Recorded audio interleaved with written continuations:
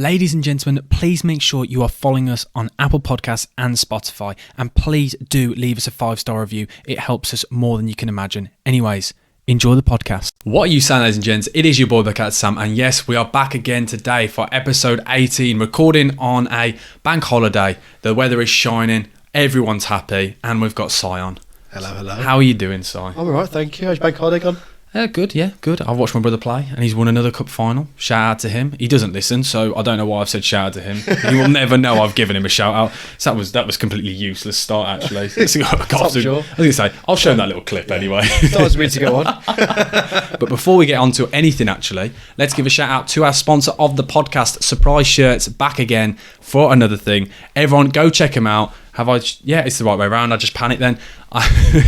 Great shirts. Honestly, you will never find shirts like it anywhere. They can get shirts sourced from all countries, Caribbean islands, Thailand. I've got a Thai shirt and it is absolutely banging. So guys, go check them out. The link to them will be in the description, and they're just great people there. We love them. And the fact they're supporting the podcast, that's the main thing. But yeah, let's get right into it. So much has happened over this weekend, and we were just saying off camera, just straight in.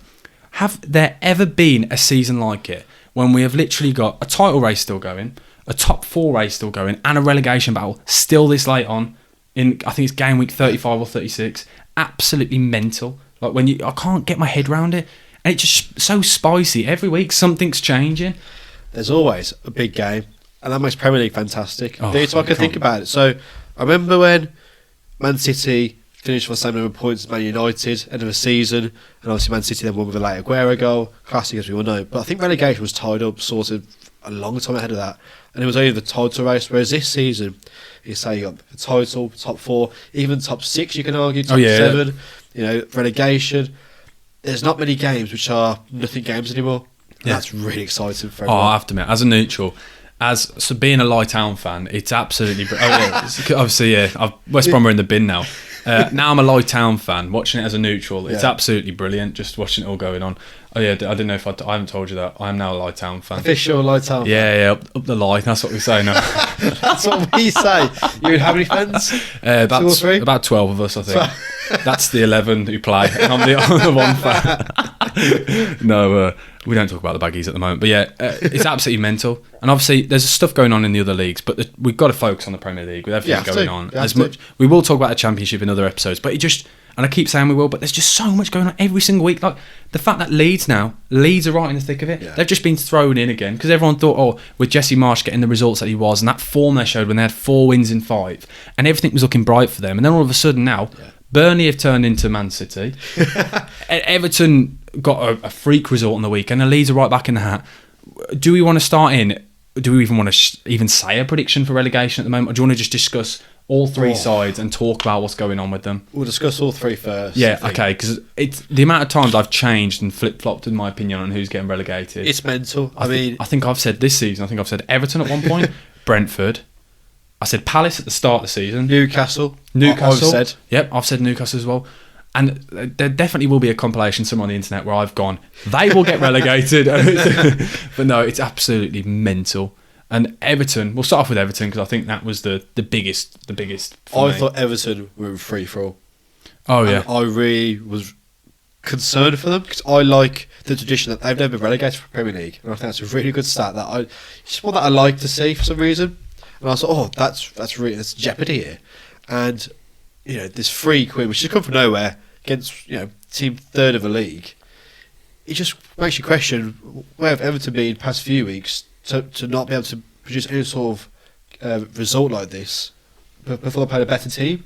They played lesser teams and got turned over fairly convincingly a few times. I think it's a style of play. I think Lampard, it was very pragmatic, and he tried it against Liverpool and it didn't work out in the end. But for quite a decent amount of time against Liverpool, it was working. They sat men behind the ball, and they literally just soaked up pressure and then hit on the counter. When you've got the likes of Richarlison running the lines, you've got Demarai Gray coming up late.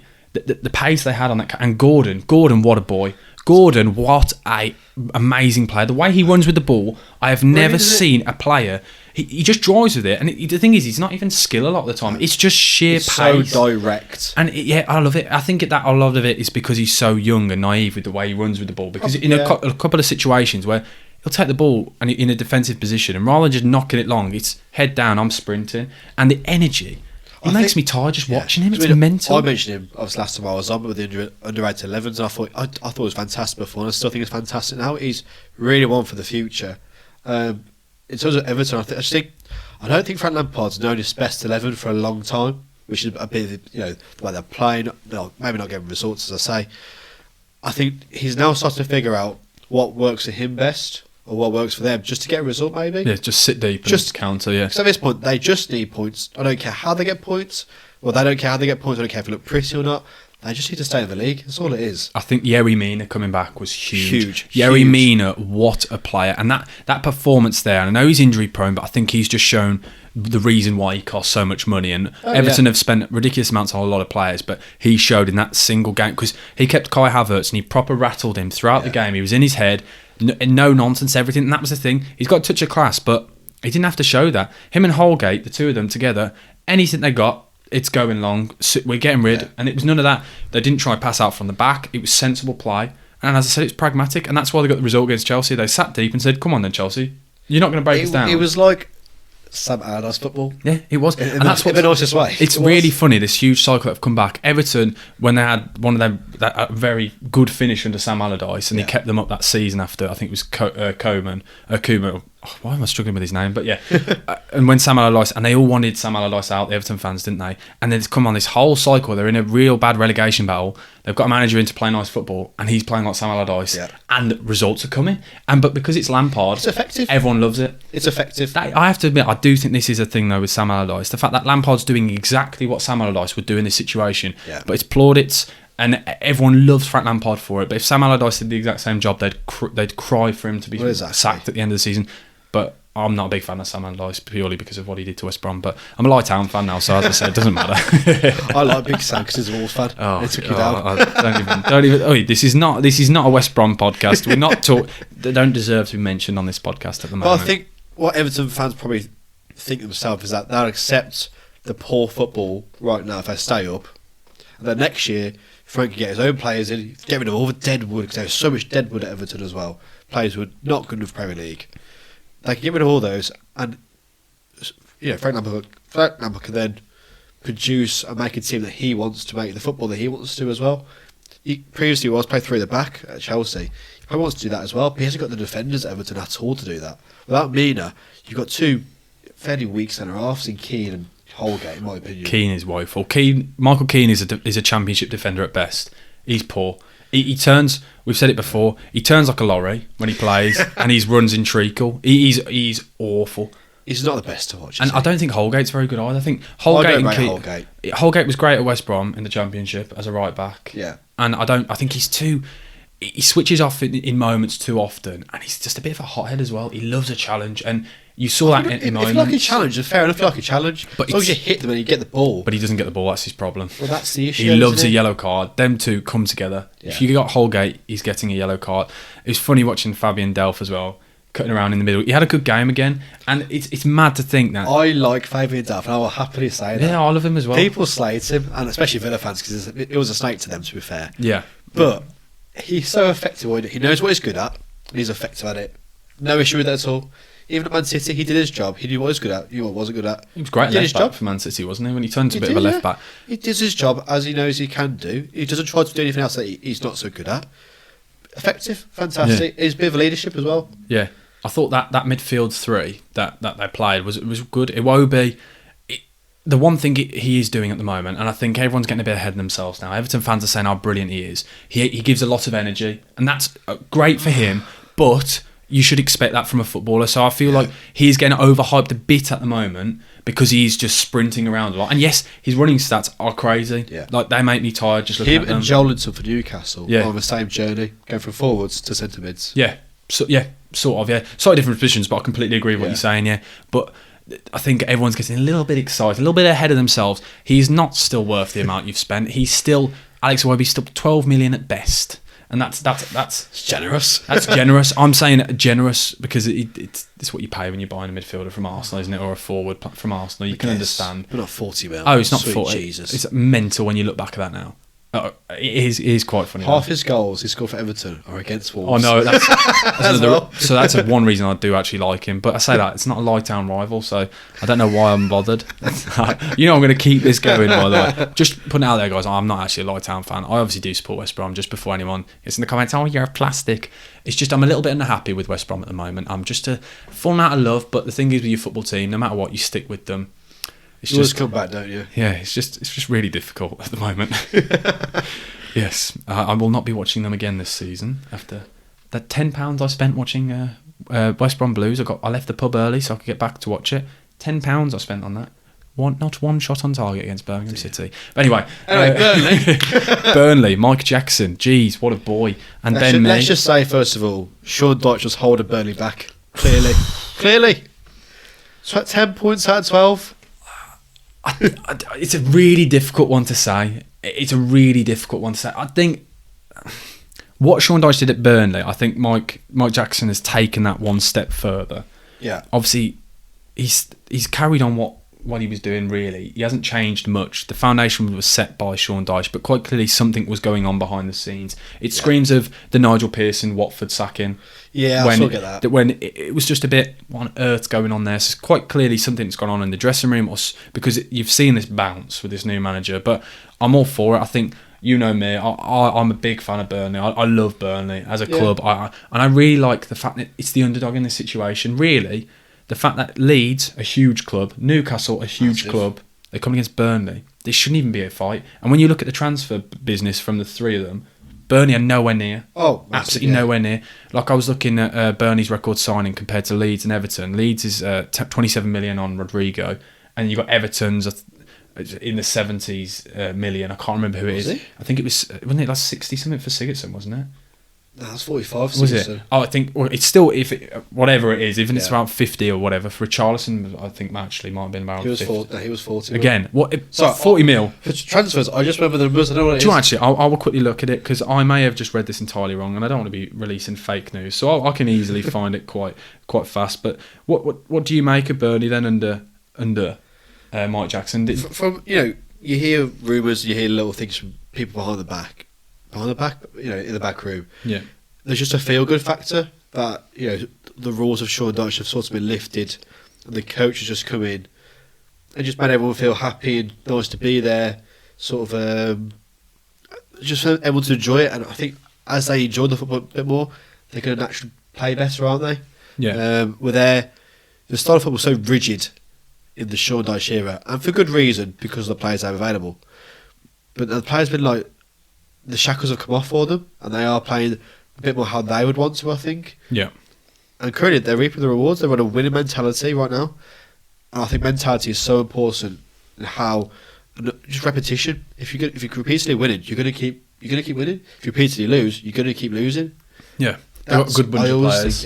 There's always been that togetherness with them, and that's what they've thrived on. There's before. no big challenges there. No, there's no one that you think, okay, you can see he controls the dressing room. Everyone's together, and it's Jack Cork. You know how much I love Jack Cork. Players like that just scream. It's a unit. It's a side that you can tell that everyone's so regimented that if one player dropped out, there is somebody who will fill their boots and do the exact same job. Like you can pretty much write there's the same formation. When Ben Mee got injured, for that's them done. So I think the back three of Pope, Tarkowski and me is vital for Burnley. I've always thought that. Whenever that one of them dropped out, they've been in a poor run of form. Yeah. I've always thought that.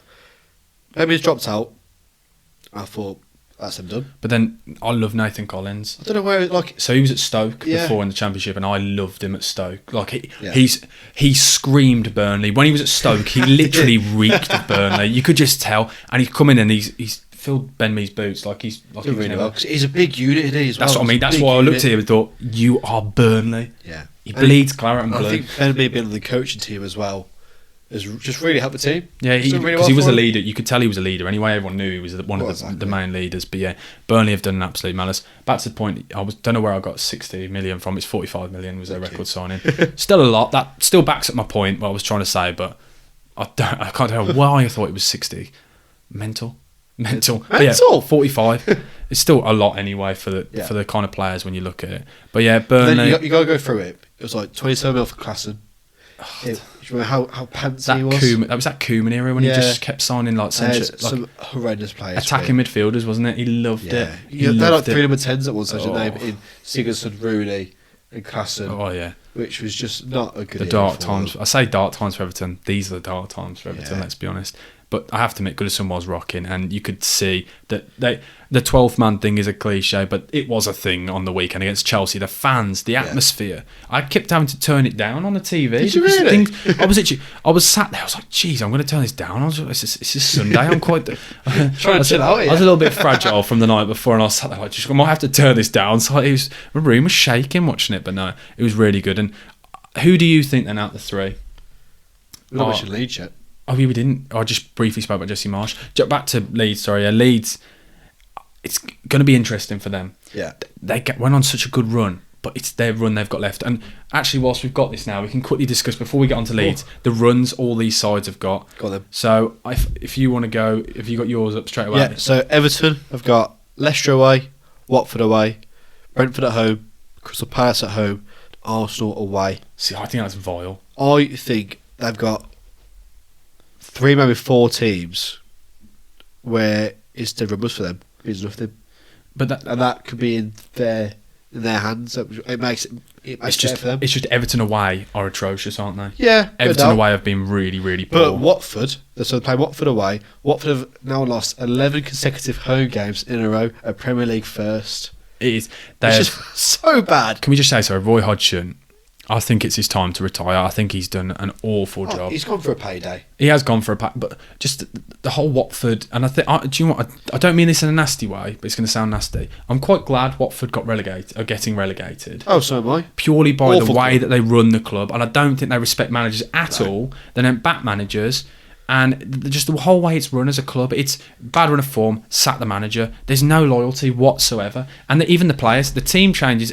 Like every summer now, there's going to be a mass exodus of players. They're all going to come in. It's going to be players you never heard of. They'll come back up. Then they'll get relegated straight away. And I'll have 10 managers on the way. They need to respect managers. Quite clearly, it's not working. I think they might argue it might be working because they're going into the Premier League. Yeah. But is that really what they want from the club? For the cost it must cost them. The cost it must cost them. Compensation. Yeah, the compensation for all his managers they're getting rid of. They must have us rid of the contract after 6. Once we sack you, we'll pay you 6 months worth of salary, nothing more. Yeah, because I can imagine it's absolutely mental if you looked at the rotating doors. Ridiculous for the managers. Oh yeah, I've just realised I've said mental about 20 times on this podcast. That's my new favourite word. Quite clearly. Okay, then Burnley's run. They've got Villa, then Spurs, then Villa, then Newcastle. I think that is a nice run. I think they could easily. Villa now are safe. Yeah. 2 games against the Villa. They'll win at least one of those. They'd want to win both. Yeah. Tottenham, that's a write-off. Newcastle, what have they got to pay for at the end of the season? I just think Newcastle are just playing just a good moment. Oh, they're in a good moment, but the last game of the season, away at Burnley. Is that at Newcastle or at Burnley? At Burnley. At Burnley. Oh, yes, it's a bit more difficult, isn't it? Yeah, you could easily see Burnley winning that. Exactly. You really could. I think Burnley have got the nicest run out of the lot of them, personally. Who've Leeds got? Leeds have got Arsenal away, then Chelsea, then Brighton, then Brentford. That Brentford. That Brighton's they're a good team, you know. Brighton when they're travelling as well. A good side. Free scoring they are. I would say though, Brighton and Brentford as a final 2, I don't think it's horrific. Because again, 2 sides that aren't really playing for anything. They're rubbers for them, isn't it? But the other Arsenal, Chelsea, I think those 2 are write-offs. Really, I think Chelsea have to react to what's happened. Arsenal have got to win, which I'm a bit fearful for Wolves as well because we're playing Chelsea very soon. But Chelsea will want to finish strong because, well, I just think they will be. Well, they need to because 3rd could be taken, and it won't happen. I think there's 6 points off between 3rd and 4th. So it could. So there is pressure. There's 4 games left for them, or 4 or 5 at the top of the head. So yeah, I think they have to finish strongly. A bit of pride for themselves as well. Yeah. There's a few players paying for their career at Chelsea. Oh yeah, definitely. They're also losing a lot of players from the out of contract situation. They're about to be purchased. The club is in the next few days, so they should be able to sign players themselves as well as sell them. So that's not an issue for them. There's a few players who are really playing for their future. Oh yeah, that's why. Yeah, I agree with you. That'll be a difficult one. So after looking at those runs, are you going to say your prediction? I like the pause. I will. Audio listeners then were going, ooh, the dramatic pause. It's going to go in this order. Oh my, you even given an order? Yeah, I'm going to give an order. Oh, okay. Why not? Look into the camera and say it with Jess then, boy. Boy. I don't know why I said that. That was quite weird. I didn't like that. Burnley, 16th. Yep. Everton is going to somehow get out of it and finish 17th. So Leeds will get relegated, I believe. Wow. That's bold. We will... I think the tradition person wants me to think Everton are going to get out of it. Yeah. And this might kick him on the Chelsea result. And I sort of hope they do a little bit. It's a really difficult... When you look at it, you look at all three, and I'm trying to do... Because I wasn't even going to do order. And now I've got to now, because you've done that. I can't just wuss out of it now, but...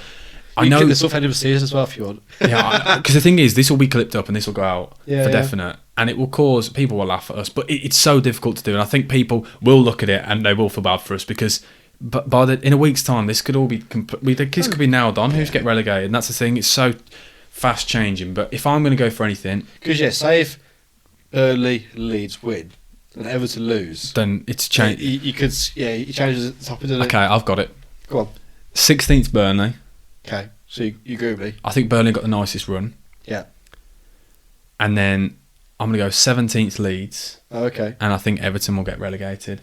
I still didn't... as much. So as how the league is now? Yes. I think as much as Everton, it was a great result against Chelsea. You can't play like that against a lot of the sides they go into. I think it helps that Chelsea really struggle against the side with the low block. I think as well, it might be a case of if Yerry Mina stays fit for many games. Yeah. That's very important. If he gets injured, again, we could say, well, that's them done. Yeah. Because offensively, they've got nothing. So I'm going to just say it then. I think Everton will get relegated. And, we keep saying it's going to be interesting because it's just so difficult to call, but I can't wait. I'm absolutely buzzing for the end of this season. Top draw. Yeah. Great few weeks coming up. Yeah. Let's go on to the next part. Bash.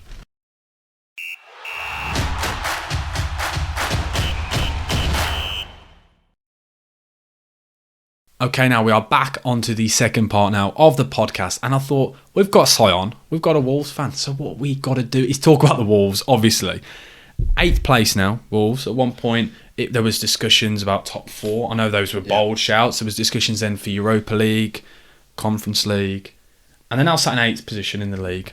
What have you made of recent form? Because it has dipped, results haven't been great, but I think performances have been the biggest problem, really. As a neutral, but you just take it away, Si. Tell us everything. What's going wrong? Wolves have dropped an absolute clanger the last, 5, 6, 7 weeks. We had a real chance of reaching European places. I don't say that lightly. It was a real chance. But 4 losses in the last 5 games only tells half a story.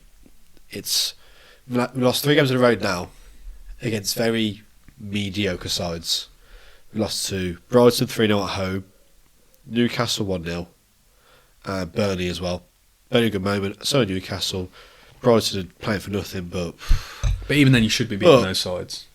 We should be getting at least, 6 points out of 9 there, in my opinion. But the worst thing about it is the performances, is the drop-off of just... It's the lack of effort almost it looks sometimes. Lack of players wanting, lack of players trying to ask for the team.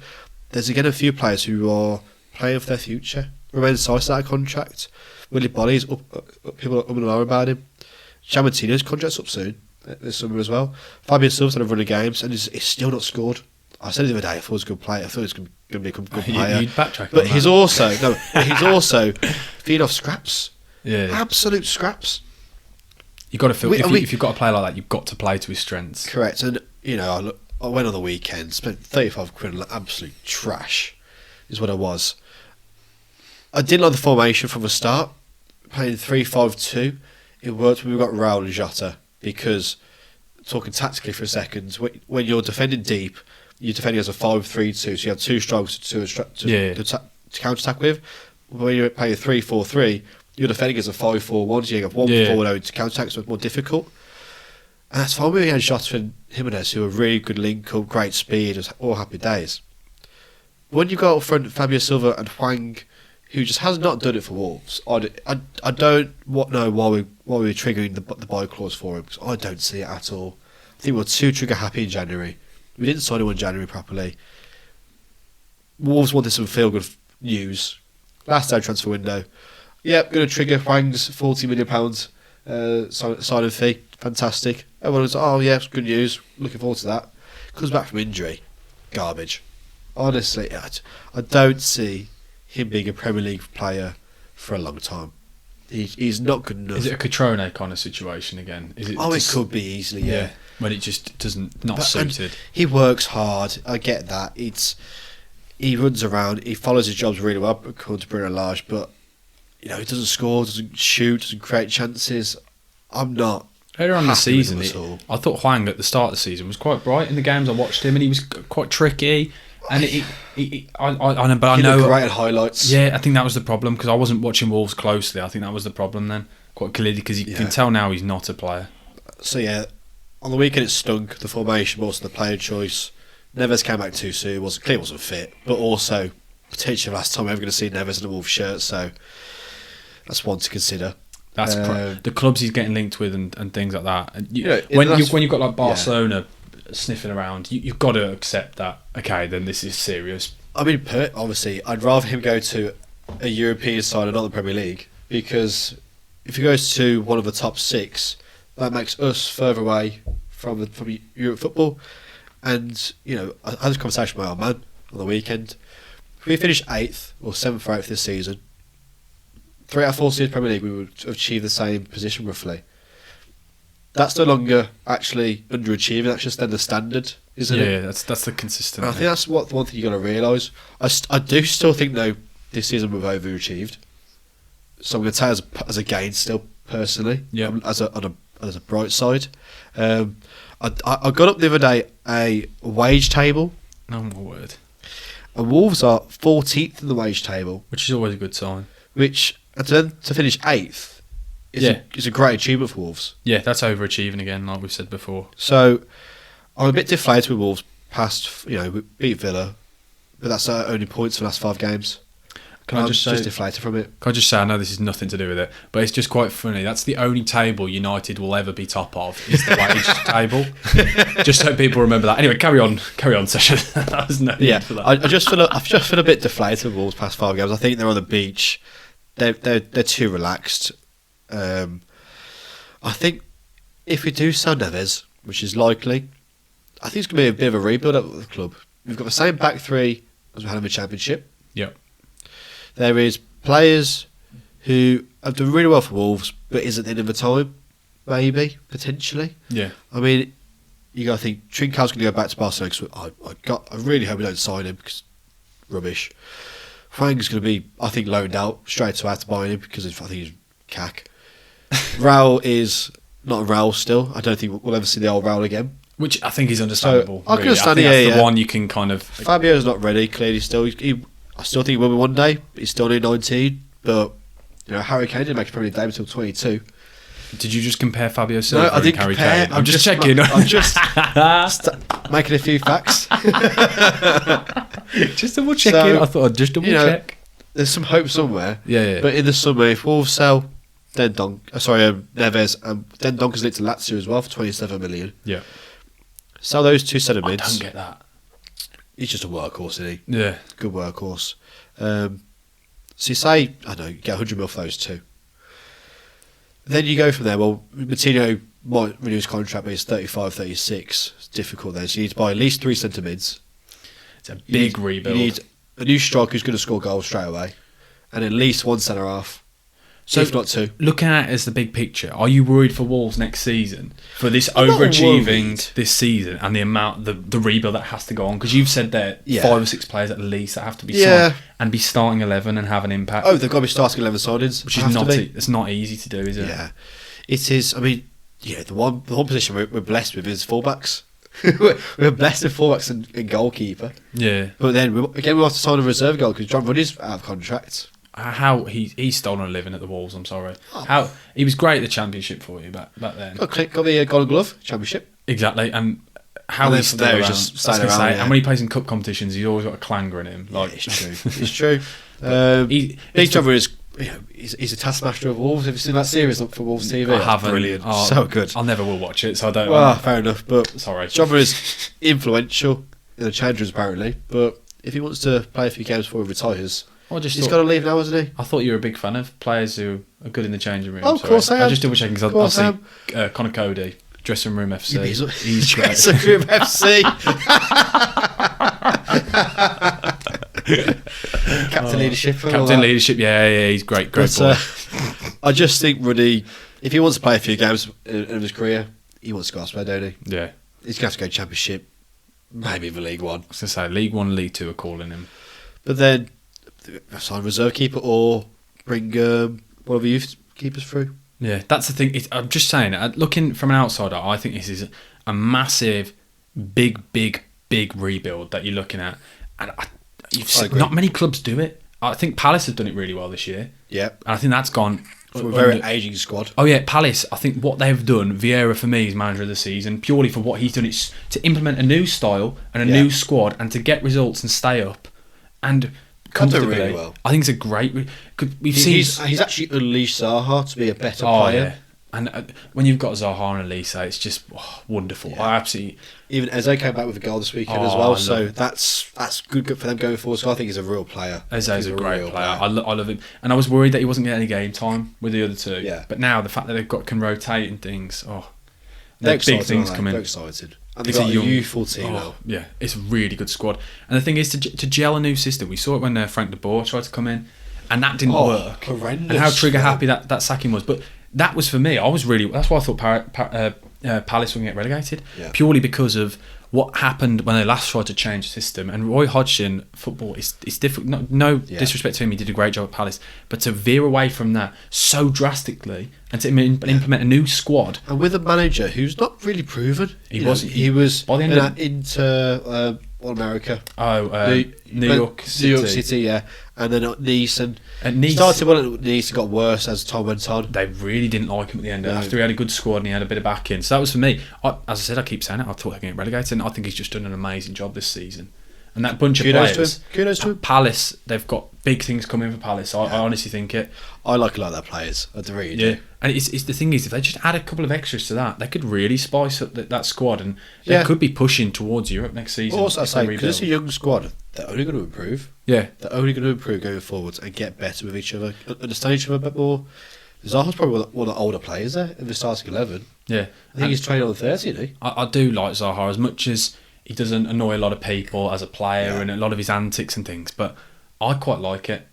I quite like him as a player. He does excite me watching him. He's one of those players that when you sit watching him, you don't know whether he's going to punch somebody, go round them, or score a wonder goal. He's one of those players that I always want more from. Yeah. You can see how good he is. Oh, yeah, definitely. But I think now he's got better players around him. It makes him better. Which makes him better. Yeah. I agree. Because under Roy Hodgson, it was so deep, and he'd get the ball up top or further on forward, and there was no one around him, whereas now he can link up and you're starting to see... He was expected to run for the pitch. Goal, the thing is, he did it quite often, whereas now he's got good players around him, and I think, I said, Palace, big things coming next season. Honestly, for right now, if I was going to pick my one outsider side to make Palace. Europe, looking at it now, I'd go Palace next season to make like a fair call. If there was one side that could randomly sneak in, not saying they will at all, but there's always one occasion that comes in quite late, or we've seen. Or just has a better season than expected. Oh yeah, definitely, that'd be Palace for like me. West Ham this season are having a better season than expected. Oh yeah, definitely, because and Wolves. You could still argue Wolves, yeah. Yeah, definitely, because a lot of pundits that predict them to go down this season. Oh yeah, and you laughed at me. You thought we were going down after 3 games. To be fair, in my actual video, it was just to wind you up personally. Oh, thank you. It's just to be an Wolves fan, just a bit of banter. I did a video and Mike. I think I predicted them to be. I think I predicted like 14th, 13th. So which way we finished last season. I think I said that the squad's too good when you compare it to the rest of them. I mean, not to go back to Wolves too quickly, but I think next season Lage will also change the formation and the way we play. Yeah, because definitely. If he does get the money, I don't know if he will or not. Hopefully he gets enough money to rebuild the squad how he wants to do it. He, at Benfica, was a 4-4-2 manager. Did really well with the league. What's saying he wouldn't go back to a 4-4-2? In the pre-season this summer, well, summer just gone obviously, we started as a 4-4-2 side. He then realised we didn't have the players for it, So we went back to a 3-4-3 or 3-5-2 because that's what the players knew. Yeah, because captain leadership can't play in a 4 at the back, can he? No. That's the problem. Your best players aren't suited to that. You've played 3 or 5 at the back, however you want to argue which way, for so long. Yeah. And you can't just change a complete system just like that. So he's got time. As you said, back in, big things could come. Or it could be, I don't know, it's a real obvious thing to say, but it could be bad. I just worry. I just think that the task on hand is quite big. And that's not just saying it from a West Brom fan perspective. I just think, looking at it, there's a lot of holes that need to be filled. And it's not as simple as people can say, oh, Wolves need a striker that can score goals and sign one instantly. There's not many about. Yeah. And also, I saw the other day we're in advanced talks with this Pedrinho, who plays for, I think it's Shakhtar Donetsk, top of my head. Brazilian, obviously plays in the Ukrainian league. But how many players have come from the Ukrainian league and hit the ground running, doing really well straight away? Make one. I can't name many. Didn't Willian play? I think he... Willian, Mkhitaryan didn't do anything. Fernandinho, but they're not goal scorer, so I don't know why. No. So, it's... he would advance also. We've been linked with Paulinho, the tall CDM for Sporting for at least 18 months, 2 years, to replace probably Coutinho in the team. You can't expect a 35, 36-year-old to be playing every single week. Just to fill his boots, though, Coutinho, I think, is amazing. He's a great player. He's like fine wine. He's just aged so well. And again, my old man said to me the week, he went, Coutinho is the best player he's ever seen at Wolves. My old man's 55, and I go, it's a big statement, But it can be backed because you look at it as a player. The fact he can still control Premier League games at his age and without the speed, it's his simple movements. He creates space for himself so easily. And I have to admit, I do love watching him play. He just glides across the pitch. Quite often, I just literally stare at him. He's better with Neves next to him. But to be honest, everyone would be good with Neves next to them. The game of the week against Brighton was the first game I thought Coutinho shied away from having the ball. Yeah. We went 3-0 down. He was nowhere near. Then Dunk was trying to find the ball from going from defence to attack. That's not right. I was like, Dunk's not that sort of midfielder. Yeah. He's the industrial workhard. Yeah. He's not the passive playmaker. I know you said Coutinho went missing all the week. I know you said Dendonker's a great workhorse and things, but for me, I don't think he's good enough. He's also a poor man's Souček. Definitely. He should be a Souček. Yeah, he's definitely. a poor man's Souček. I don't think he's good enough, personally. If you want to be in your position where you are with Dendonker in the 11, I can't see you improving or staying at the level you're at. Personally, I'm not a fan of Dendonker. You're not at all? No, I was at one point. Yeah. Back under Nuno. I thought that time when he was chipping in with goals every now and then, and he was just but he worked again. He was a system player. He's also better in the midfield 5 or midfield 3. Yeah. I don't want to say that he is him and one other when he's got other people around him that are better than him. So he can break forwards and he can get into the box and he can create an issue for the opposition, but he can also defend his own box. Fantastic. If he's going to be, the driving force of playmaking but also working hard, it's really difficult for him. Yeah, no, I agree. Definitely. I think that's Wolves chat all done. Let's move on to part 3.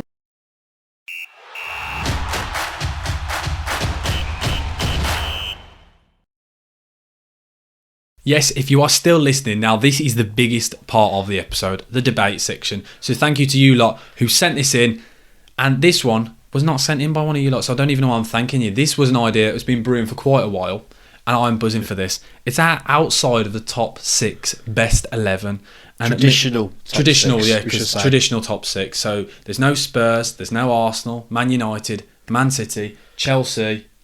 Liverpool. How did I nearly forget Liverpool? Great intro to the last part. You've got the weirdest order. I did think that then. I was thinking, why am I doing? And I had to go with it as soon as I started. You can even question why Arsenal and Spurs still in the top 6. Yeah, I know. And the fact I went in with them first, I was like, oh no. I was thinking I can get to 5. Who on earth is at 6? But anyway, outside the top 6, best 11. We're gonna do this. It's gonna be interesting. I'm quite excited for this. I don't know how many of us we haven't discussed our teams, so this could be a really boring part, and we both go the same 11. But I doubt it for a second. I'd be shocked. 4-3-3. Let's get into it. Si, who is your goalkeeper? So I've gone for a goalkeeper who I've not even mentioned in episodes on the pod, but I just keep forgetting about him. But I think it's because he's just so good, so consistent, and we just forget about this Premier League winner Kasper Schmeichel. Oh, not Kasper Schmeichel. Kasper Schmeichel? Oh, I cannot How stand can you him. have a go? No, why are you in a bad mood about Kasper Schmeichel? I don't think he's very good. I think honestly he's don't very think good. he's good enough. I think his shot stopping think is he's good great. enough? I think his What? distribution is poor. Very poor. No, I disagree. I'm still not a fan of him. I think he gets away with a lot of things because he's known as a Premier League winner. I think Kasper Schmeichel is criminally overrated. I'm not a fan of Kasper. Do you know what? I've said it before on this podcast. I don't like him as a keeper. I don't think he's good enough. No, I think. I mean, it's interesting because you asked me this question 6 weeks ago. Of course, I was going to say Jose Sarr, but after what I've already heard about Wolves, I'm fed up with Wolves, so I don't want to put Wolves keeper in. I think Kasper Schmeichel's a good keeper, but I think he's a top keeper. I don't think he's great. I think he's commanding in the box. There's He a takes lot of- corners really, takes some crosser really well. I think he's good kicker, great shot stopper, commanding. The favourite word, leadership. Yeah, he's great in the leadership FC And team. great looking. He's a good looking lad, but I just personally, I'm not a fan of Kasper Schmeichel. When I watch him, he doesn't instill me with confidence. Really? No, never. I always find him quite shaky. I think he's quite relaxing. See, I watch him and I think he makes some good saves. A lot of like highlight saves where he really dives for it. But it's just a lot of he has a lot of clangers in him. In my opinion, personally, when I watch him, I just don't like it. I don't know where it's his style of goalkeeper because he does a lot of things quite like his catching and things like that. Oh, the Danish catch is fantastic to watch. It's great to watch. Again, I don't know if that's just me not being a keeper. Because obviously you're probably better at talking about this as a keeper. I think so. But I don't trust him when I watch him play. I'd have full faith in Kasper if it was my goal. Full faith. Jeez, okay, this is really weird now. So my goalkeeper is Jose Sarr. And I said earlier on in the season I preferred Martinez, but I think now it's been long enough now. Yeah. Even though it probably was only about 6 weeks ago. But he's stayed at that level. I think Wolves have dipped, but I still think he's been good enough. He is so commanding, and I didn't realise how big he was. Like a couple of times where he's jumped up to catch the ball, and he's fully stretched. Yeah. He is so dominating. He's great distribution. Correct. I can't believe I'm telling you how good Jose Sarr is as a Wolves fan, but I love everything about him. I think he's everything. Yeah. Jose Sarr is everything a modern caper. Caper? Try again. Jose Sarr is definitely everything a modern keeper should be. Yeah, Distribution, is, massive for me. You know me. Of course. Shot stopping and his Top. confidence. Yeah, Because yeah. it's all good being good with his distribution, but coming out and commanding your box for me is huge. And a great beard. Yeah, and he's got a great beard. He's a good keeper. I really like him. And for me, it's the consistency now. I thought at the start, okay, could this just be... Yeah. And then now we've seen it throughout the season. He just kept on staying at that high level, and he's kept you in a lot of games. Oh, and yeah. He keeps the goals away, obviously, as a keeper. That's a really obvious thing to say, but Sarr's top draw. I said the only reason I'm not putting him in is because I'm just a bit fed up with Wolves past few weeks. yeah, it makes And sense. it's probably a bit harsh on Sarr, really. He has given away a fair few, I think 3 or 4 penalties this year yeah, from being too confident sometimes. yeah. Which he'll learn. So yeah, Jose Sarr, I think that. But if you asked me a few weeks ago, I'd have completely said that him straight away. Yeah. But I'm not. Wolves. I was going to about to say both good picks, but I won't say that because I don't believe it. I don't mean it. So okay, then let's go. Jeez, what on earth was that? Hop over. Jeez, I've not even drank. I'm drinking water. Let's hop over to the right back. Right back, Kieran Trippier. Yes, Absolutely. first one we've locked in together. Kieran Trippier. Oh my word. What is going on? Kieran Trippier, what a boy, what a player. And Top player. he's part of Leadership FC now. I've heard Of so course. much about the fact that Kieran Trippier is still injured, and you're hearing all these players saying how much he's still doing in the dressing room now when he's injured. And he was a great player. We all know he's a great player. Top player.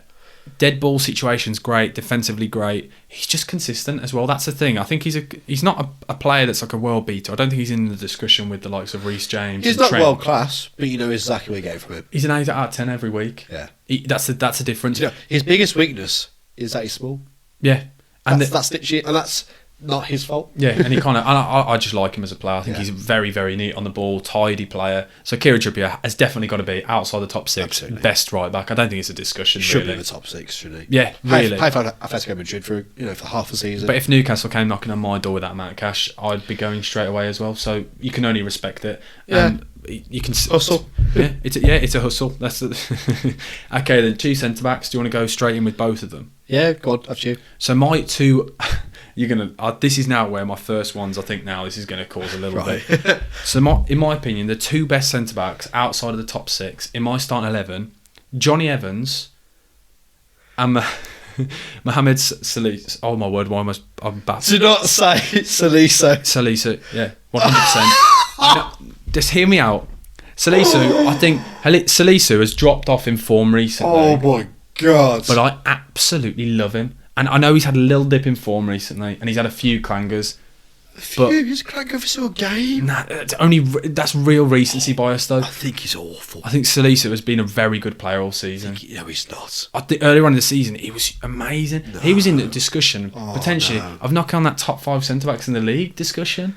Sam, That I really mean it. you're drinking water. You're not speaking sense. Have a beer to speak sense. That is an awful decision. Can you imagine, as outside the top 6, best 2, Johnny Evans and Salisu, I think he's a good shout. I thought Johnny Evans, but I think he's 2 years too late now.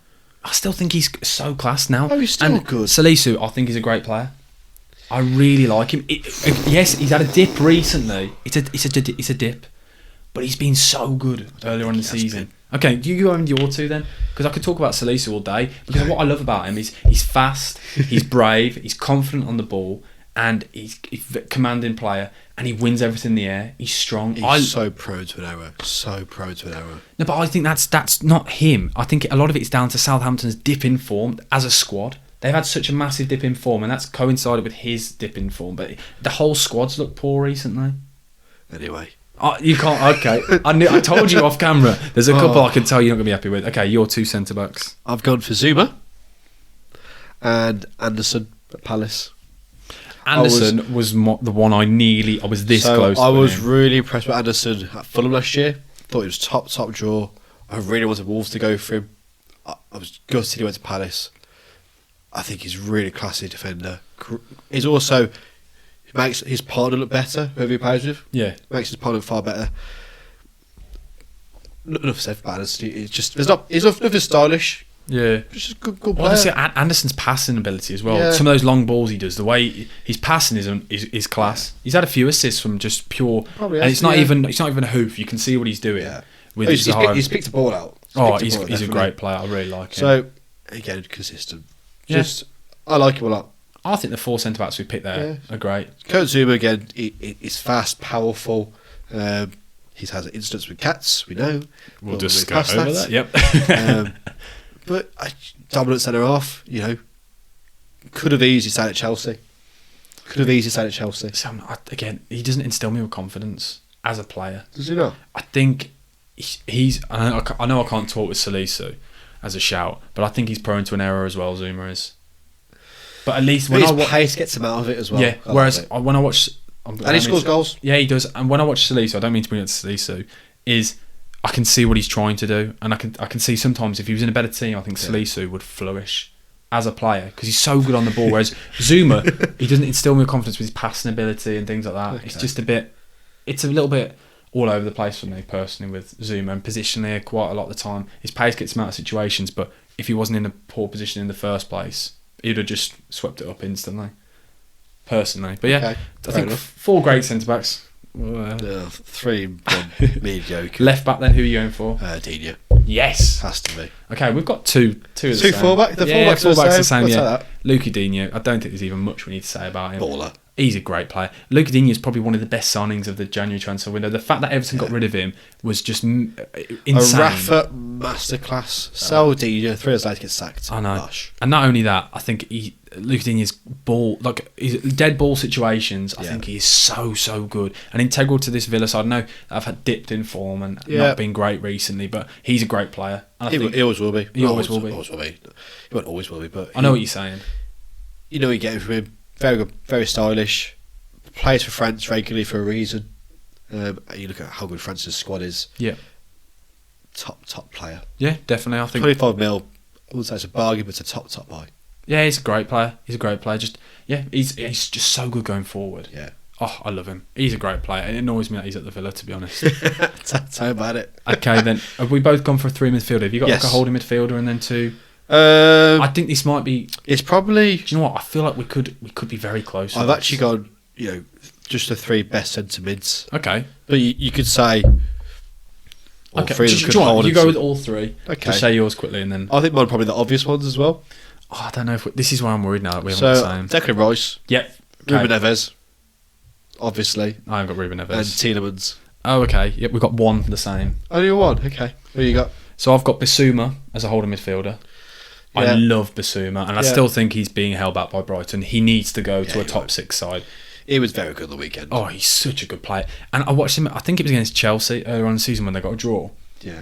Bissouma ran the midfield. He taught Jorginho how to pass in that game. And he takes a ball in situations and you think, he's got that side of his game isn't talked about enough. The way he controls play and he sets the tempo for the game. Everyone knows him as a destroyer. Yeah, destructor. and he does that, but Yeah. he also sets the pace for the Yeah, he entire does. game. Bissouma is amazing. I say it's very good on the weekend. Scored his goal. He has a lot of suspensions. This is his issue. Yeah. Is the reason why I wouldn't say he's top class. But do you But worry? he is nearing that all the time. And if he went to a better team than Brighton, he'll move forwards like Ndidi did. Went to Leicester. Ndidi's brilliant. Yeah. You know, he could be that same caliber, maybe even better, Bissouma. Yeah, indeed. For me, it was him or Bissouma, but I personally just prefer. That's just a personal preference on Bissouma. Okay, Fair enough. yeah, and then Who's Declan your Rice. choice? By the way, I completely agree. That World was mine. class. Yeah. So mine again. Neves and Tielemans are good players. They were close. Yeah. James Ward-Prowse. I don't think he's good as Neves or Tielemans, but I can understand the choice. I think arguably he is just for what he does. He single-handedly carries a team But I think that's because going forward. he is. How do I word this? He's very good for Southampton because of what I think Southampton actually quite a poor side, if I'm being really honest. And I think if he was in a better side, Ward-Prowse would go missing, but it would be as influential. I don't know. I think Romeu, by the way, as well, nearly got a shout. That's an honourable mention to Romeu. A great holding midfielder. I love You him. like him, don't you? I'm obsessed. But I mean, I thought about Jamatini, obviously. obviously, again, I think Sentiments was the Yeah. hardest one for me. There were so many I could pick That's from. why I went 4-3-3 rather than a 4-4-2 Same or here. 3-4-3 because I wanted 3 The centimetres. pool of players, but I just think with James Ward-Prowse, But also Souček as well. Oh, yeah, I Souček. love Souček. Another one, yeah. I love him. I think he's brilliant. I really do. I like him as well. But James Ward-Prowse for me, I used to think, he was just a free kick specialist. But I've watched a lot of Southampton recently, hence the Salisu shout. But I think what James Ward-Prowse is so good at, again, it's the tempo. Yeah. He moves the ball so fast and constantly just makes the right decision. He does so many little simple things, moves the ball onto players. And when you watch him, and if you just literally just single-handedly just stare at him the entire game, you see the effect he has on the game. And he is a bit of a destroyer as well. He has got that side. Yeah, he's to got him. to tackle him. James Ward-Prowse breaks at play, scores goals, assists, and just sets a tempo for games. Overall, I think he's a great centre mid, and I can see why arguably Neves and Tielemans are probably better on the eye as players. But I just think as a whole, James Ward-Prowse is a great player. So I think as a team, that my midfield 3 wouldn't work as a team because they're quite similar. Oh, but we're not doing it. We're not doing We're not that, actually are we? ever. Yeah, If I was exactly. making a team, I'd be a bit different. Exactly. Yeah, but But- we could get really boring with tactics then. couldn't Well, we could. But I could understand the Ward-Prowse choice, but he's nowhere near Declan Rice. I don't think he's near Neves. Oh, he's I not don't near. think He's not near Declan Rice. That's why Tielemans. Declan Rice is my captain. He's skipping. Oh yeah, he's my skipper. He's my skipper. I never thought I was skipper. Oh, I just said that off the top of my head. That Okay. wasn't planned. I haven't written like a bracket C Oh, next fair to enough. where he did. But no, I think as midfield go, I think Yeah, we fair know your enough. opinions on Neves. He's a great player. Top draw, Tielemans looks like he probably is going to a top 6 side. as he should. Because I just think he's not had a great season this season. I think Leicester have had a great season. Yeah, and I think it hasn't helped all this contract But negotiations. also, they are getting better. Oh yeah, they're climbing up now at the end. They're sneaking up all of a sudden, and they are getting better. I think not having Vardy for most of the season has really affected Leicester. I think Ian Nacho's But- finally stepping up. He hasn't scored enough goals. But I like He's it. scored nowhere near the goals that Vardy would score. Yeah, no, I get that, but I think Ian actually he's now actually finally got a run of games and he's looking like a good player. I think Ian Acho wasn't far out of this for me. Yeah. I really like his play. Really? He holds up the ball well, and I don't think Leicester have been good. I don't think that's helped him. I think we're now starting to see the Ian Acho that we all thought could be there. He's a So I great think player. Brendan Rodgers wanted Daka to be the main striker. He's desperate for Daka to do Yeah, well. yeah. Didn't do, he just hasn't done it. He scored those 4 goals in one game in the Europa or the conference. He has moments, doesn't he? He's a bit of a moments player where But he's just, I don't.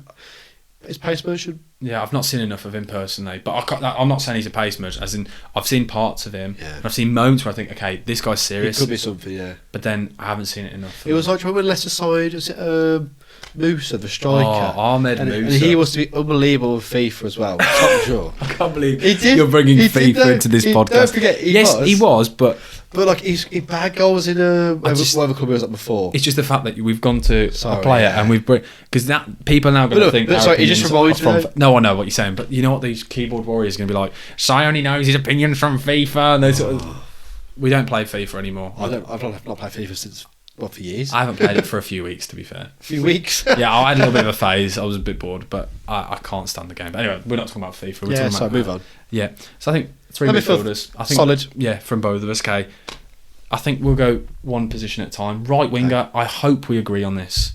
Rafinha. Jared Bowen for me. He's my left. Oh, okay, that's fine. So it's fine. Okay, at least we both got Jared Bowen's Bowen. got to be in. Got to be in. Got to be in the English squad. Next squad. He's top drawer for West Ham. Scores all the goals. Since Antonio dropped off scoring the goals, Bowen stepped up. Energy, so good. When he hit the bar the other day with the overhead kick, I know. I almost celebrated for him until I realised that was actually a goal. But the pure skill to do that. Yeah. What a player. When I watched a player. I watched a lot of him, obviously in the Championship, when he was at Hull.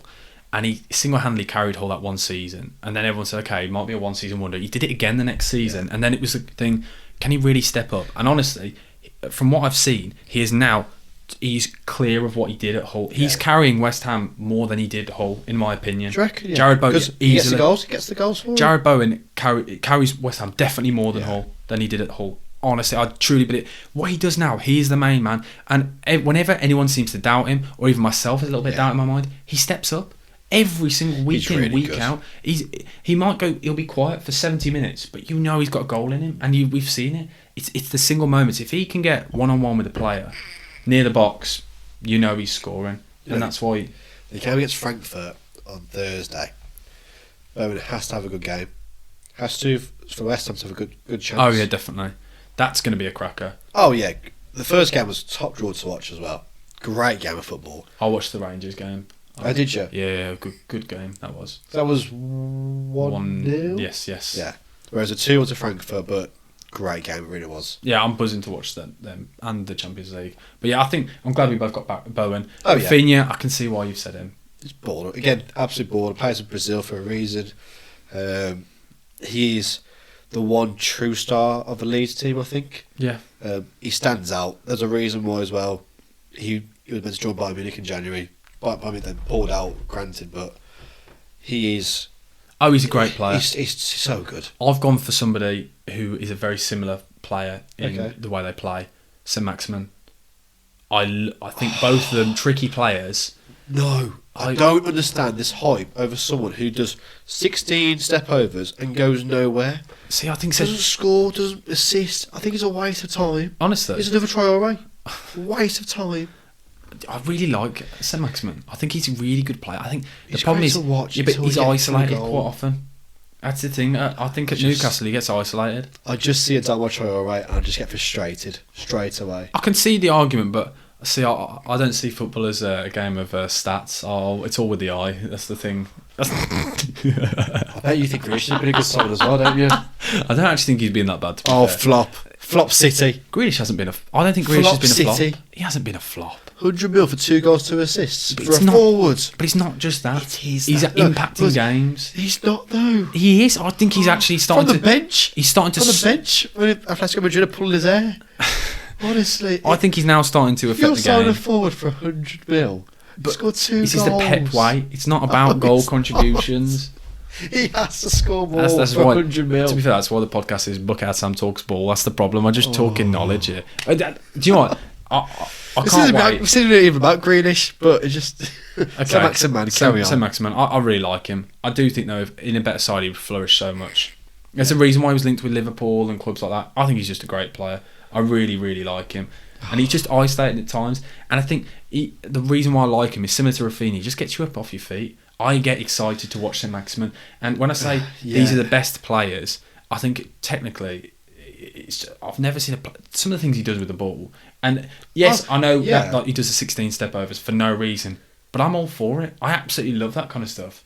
It's just great to watch. It's great to highlights, really. It's entertainment. Yeah. When you're watching that game, it's great to watch for me. You know, I sort of bring it back to the Darwin Troy situation. Like, I listened to a lot of Wolves fans as going into the ground and everything. People say, "Oh, why is Darwin Troy not started when he was on the club?" He gets me off the seat. I really like watching him. I'm just like, but he's great to watch until he puts a cross in or tries to score. Yeah, I think it might be a neutral thing then. Maybe. I just like goals all the time as much as I can.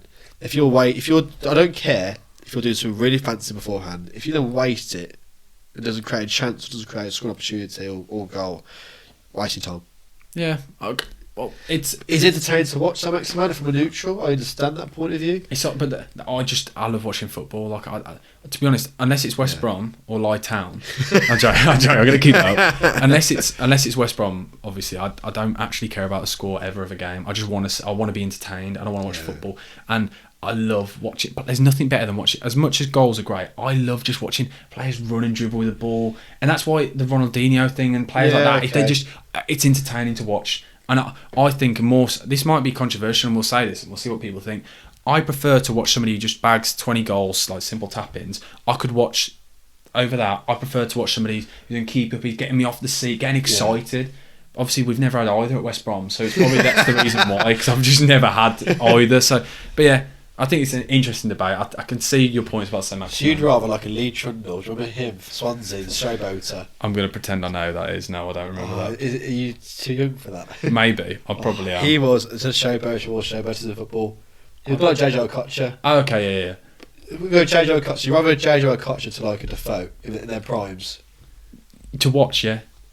At my club, if I was watching them, yeah. If you're looking to buy one of those players, yeah, I'd want JJ Okocha just purely because I want to be entertained. Okay. Football at the end of the day, as much as obviously I want my team to win, I think I'm realistic to know West Brom they don't win, and I've learned that the hard way. We've never in my lifetime we never pushed for Europe or anything like that. I just want to be entertained. You finished 8th, didn't you? Yeah, exactly. But the football was great at that time, and I was entertained. Yeah, that's what I want. I want to see good football, and that's why I love watching Pep's football. But do you think just winning is entertaining?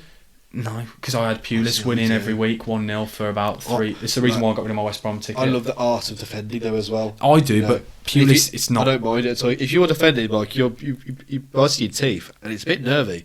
But when you win, the relief, that feeling. Do you know what? I would love to. It'd be really interesting if you'd have watched Pulis ball for a year and a half to see if you really believe that going away to Everton and getting a 0-0 draw without having a shot on target. And you just think, what is the point in this? 10 players behind the ball, it's just not good. But strikers, will quickly reel them off. We're coming to the end of the podcast. Let's get quickly to the two strikers. I found this really tricky. Really difficult. I had 3 calls. Do you want to know about 3 calls? Who I thought it was going to be? So between Tony, Watkins and Antonio. If you asked me at the start of the season, it would have been Antonio because he was bagging. I don't rate Antonio. Antonio cannot finish his dinner. I don't rate Antonio as a striker. Fallen off, but I think he still does a lot for West Ham. Oh, he does a lot, but I don't like him as a striker. But that's the reason why I think I'm not going to have him. Yep. So it is between Tony and Watkins, and I kind of a Villa player, so it's got to be Tony. I agree with you then on Tony. I'm glad you didn't say Watkins, because Watkins and Antonio are both similar in the sense that they both can't finish. They're actual shooting and they're a lot of Villa fans still say Watkins is a left winger rather than a striker. Yeah. But you paid 30 mil for a striker. Exactly. You'd hope for a little bit more. Well, yeah. I think overall our teams are pretty good there. I mean, Tony's scored a lot of goals. Oh, he's a great player. Scored a lot of penalties, granted, but he does a lot for Brentford. Definitely. Good player. Okay, then, so now we're going to quickly reel off our outside of the top 6 best 11. So I'm going to go straight in. I'm going to go bold and say mine. Okay. Hit me. So here is my outside of the top 6 best 11, and I believe this. I'm saying it with chest. In goal, Jose Sarr, Trippier right back, Johnny Evans and Mohamed Salisu as centre backs, Luca Digne left back, James Ward-Prowse, Declan Rice and Bissouma as my midfield, and then a front 3 of St Maximin, Ivan Toney and Jared Bowen. Bold facts. Who is your outside the top 6 best 11? My outside top 6 best 11. Keeper Schmeichel. Then you got back 4 Trippier, Zuma, Anderson, Digne. Midfield 3 Declan Rice, Ruben Neves and Tielemans. Front 3 Rafinha, Ivan Toney and Jared Bowen. That team is getting at least top 4. I'm sorry, that came from absolutely nowhere. Do you know what, actually? I'm going to listen back to this and have a real think about that question, because that could be a good question. Yeah. But let us know, guys, in the comment section below, who has got a better team. Thank you again, Si, for coming on. Thank you to Surprise Shirts as well for sponsoring the podcast, and thank you to the Art of Football for sending me this lovely bucket hat. Shout out to them. And big things coming for the podcast, guys. Hopefully next week we may potentially have 4 people on for our team of the season. But that's little. If you're still listening, you'll know that. But I doubt there's many people still here. But yeah, cheers again, mate. Cheers, mate. Up the podcast. I don't know what I'm saying, because I'm always doing my usual now. I don't know why I said up the podcast there. I've never said that before. I didn't like it, so I'm not going to say that again. BucketHatSam over and out, baby. Yeah, that's it. BucketHatSam over and out, baby.